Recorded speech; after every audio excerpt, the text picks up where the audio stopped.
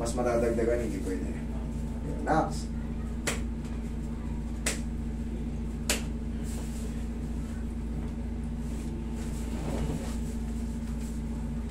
Okay. Sarap. Okay. Ang layo.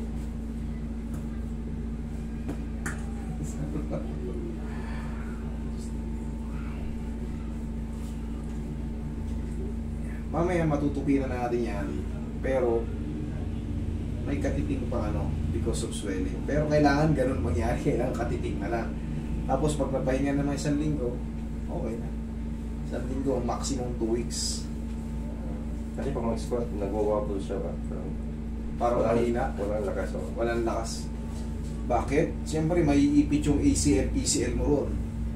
Pag naiipit yan, bumibigay yung tuhod natin. Para tayong nawawala ng lakas. Pwede yung ibang pau. Pau. Tapos, maka ng bandage. Ay, may bandage pala kayo. Very good. Kasi nagpa-extra may wala naman. Hindi makahandi yan. Hindi. Kumbaga, wala talaga makikita ron kasi hindi naman to fracture, hindi naman to dislocated talaga na twisted nilang nangyari ito, hindi kita yun sa hindi na yun kinukonsider na dislocation, yung mga konting pihit ng ganun.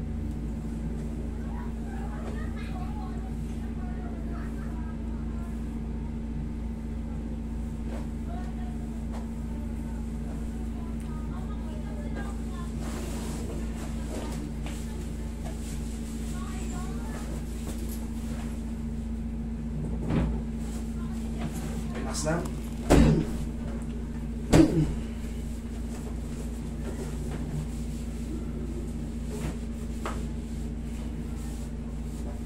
Parang wala na. Ngayon lang daw. Ha? Lalo meron pa yung manid. Manid? Okay. Hindi siya masakit, parang kutik-kutik lang na okay lang yun. Normal lang yun. Yun yung sinasabi kong may matitira pang pero hindi na katulad na yung kirot. Kailangan hindi gano'n, hindi yung masakit talaga. Kasi pag masakit talaga, iba yun, ibang kaso yun. Ibig sabihin, pag inipit, masakit, hindi pa yan ayos. Pero yung parang manhid-manhid na konti, parang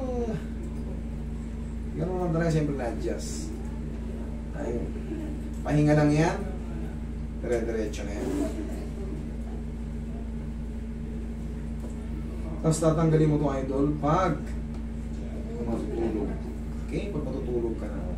Tanggalin mo itong bandage ito kasi wala ka namang open wounds o sugat. Kailangan nakakahinga yung bloodstream natin, mas maganda nakakadaloy.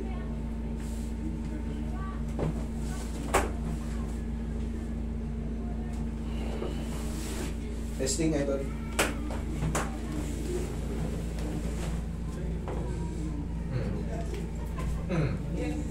Kaya mo ba yan kanina?